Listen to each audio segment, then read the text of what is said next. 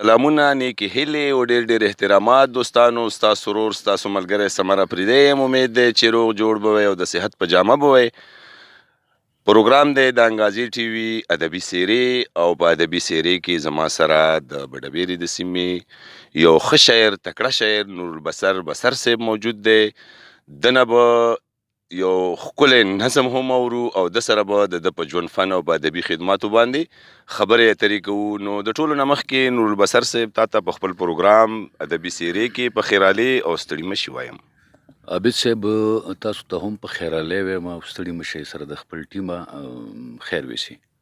ډیره مننه. قربان خپله لنډه شان پیژنګلو را سره وکړه. زه د بډبیرې ماشوګګر په خاوره باندې پیدا شوی یم جی. او همدلته ژوند کوم او د ډېر وخت نه د دې خوږ او د مومندو په خاوره باندې د دې خدمت سره لګیا یو. جی. قربان دا راته ووایه چې زوړ ادب او جدید ادب باندې را سره څه رڼا واچوه. کوم ادب ته چې کلاسیک وایي نو هغه د هغې چې وده به یې مونې ده نو هغه د عبدالرحمن بابا او د خوشحال بابا او د حمید بابا د دور نه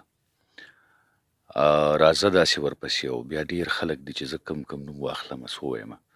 جی. خو که ته جدید ادب یادی یا د کلاسیک ادب سره د هغه موازنه کې نو زما په خیال چې جدید ادب به دې ته نه وایي چې هغه اوتې بوتې وي. جدید ادب کې صرف دغه یو د جدید غزل خبره کوم زه چې جدید غزل د کوم پخوانی غزل دی د هغې نه لږ جدا شوی دی. اوسني هلکانو هم ډېره ښه خواري روانه کړې ده او هغه غزل چې غزل مسلسل او دا چې دی نو دا هر شعر د ده واحد دی او ځان له خپل موضوع لري. دی د غزل اړخ دی دغسې په نظم کې مختلف نظمونه، مختلف هیتونه او په دې کې دغه چې کوم اصناف نوي راغلي دي د فوکلور نه علاوه، لکه فوکلور نه چې راځي نو په نوي انداز کې خلکو ښې تجربې وکړي او ښه نظم یې راوړو، ښه نثر یې راوړو. پښتو ادب ته کوم اصناف راننوتي دي، آیا دا مخکې نه وو یا اوس راننوتل؟ که ناول دی اوس ناولېټ یا ناول نه علاوه د افسانه یا افسانچه په نثر کې یا په غزل کې مو وویل چې جدید غزل یا په نظم کې مونږ ترکیب بند او ترجیب بند او مخکې به چې کومه چار بیته نیمه ټاپه او لوبه راتله جی. او اوس چې کوم په نظمونو کې هیتونه دي مسمت او مخمس او عربه او وغیره وغیره وغیره که نه ما وویل چې مستزاده پورې راځه. دا مستزاد نظم هم د قدیم وخت دی او دې کې ډېر بدلون شوی دی. داسې هم پکې نوي اصناف راغلي دي، ډېر اصناف پکې راغلي. تو نره ژبه ده، دا نه چې زما ژبه ده، زما د مشرانو ژبه ده یا ستا ژبه ده یا د دې ولس ژبه ده یا زه پښتون یم. نه، دا نره ژبه داسې ده چې ټولې ژبې په خپل ولس پسې روانې دي او د دې ژبې ولس په پښتو پسې روان دی. او دا نره ژبه ولې ده؟ دا د چا محتاجه نه ده. دا چې څومره مخکې ځي نو په خپل طاقت ځي، دا د ولس په طاقت نه ځي. که ولس لکه شاعر وایي یا ادیب وایي چې پښتو ژبه زه مخکې بوځم نو دا د غلط فهمي ده. پښتو داسې ژبه ده چې دا د قانون ژبه ده. جی. په دې کې د پښتنو قانون پروت دی، په دې کې د پښتنو روایات پراته دي، د دې کلچر د ژبې سره تړلی دی. زمونږ دستورونه، زمونږ کړه وړه، زمونږ چې څومره څه دي د ژوند هغه دا ژبه په مونږ بني چې تر څو پورې مونږ دا ژبه وایو نو مونږ به دغه شیزونه کوو. نو دا ځکه نره ژبه ده چې دا په خپل طاقت ولاړه. د کوم شاعر نه ډېر زیات تاسو متاثر یې؟ په شاعرۍ کې په وفات شو خلکو کې عبدالحمید بابا، چې عبدالحمید بابا یو داسې معجزه شاعر و چې د هغه په شعر کې ته کله ډوب شي نو ډوب شي نو بیا ترې راواته نشته دی.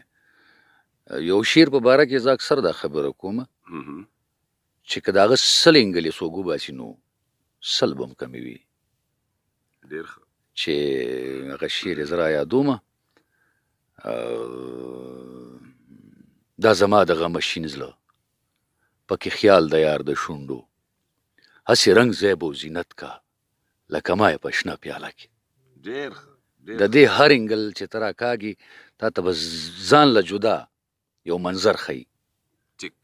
او دغسې د نور ډېره شاعري که خوشحال کار کړی دی او عبدالرحمن بابا کار کړی دی نو حمید هم د چا نه کم کار نه دی کړی ډېر اعلی او کلاس کار یې کړی دی زه د هغه نه ډېر متاثر یم. جی په کومو صنفونو مو زیات لیک کړی د شاعرۍ په دې اړه باندې؟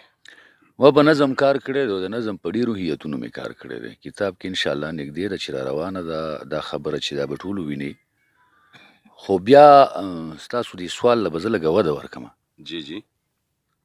چې ما په نظم چې کم کار کړی لکه نظم باندې ما ډېر کار کړی دی په نظم کې مې بیا په مورا ډېر زیات کار کړی دی. مورا چونکې د انګلیس سټایل دی په انګلیش کې راغلی دی دا سټایل جی. او دا پښتو د انګلیش نه خپل کړی دی خو ما پکې بیا څه کار کړی دی. هر نظم یوه موضوع لري دې ته نظم وایي خو افسانوي منظرکشي کلایمکس یعنی تجسس دا دې په نظم کې موجود وي چې کله ته افسانوي نظم لیکي. جی. ما پکې داسې کار کړی دی چې په یو نظم کې مې 3 افسانې یا یو مثال ورکړی دی جی.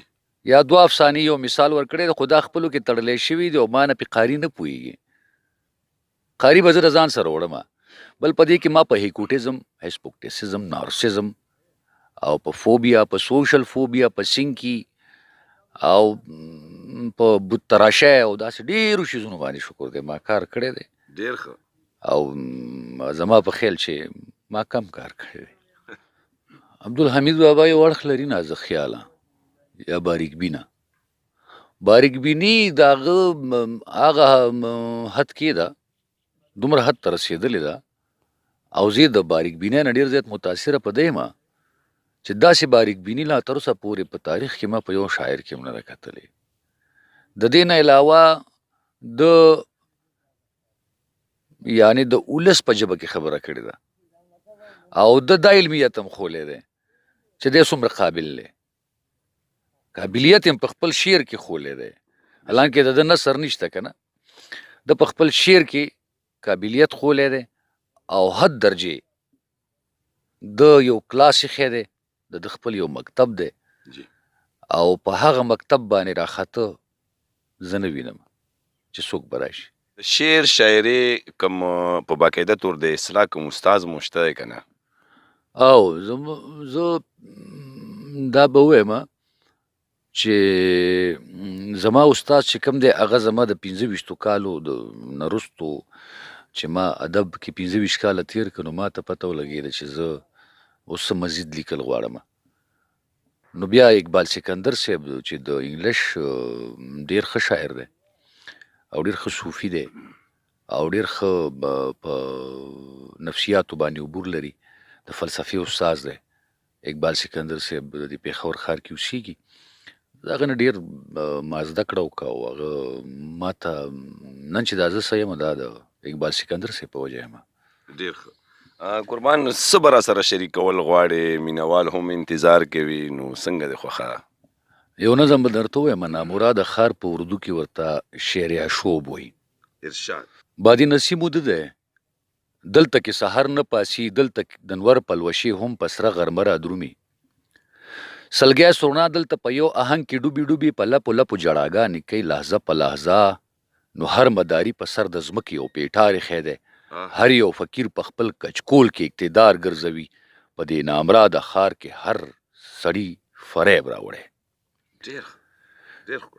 شمکورې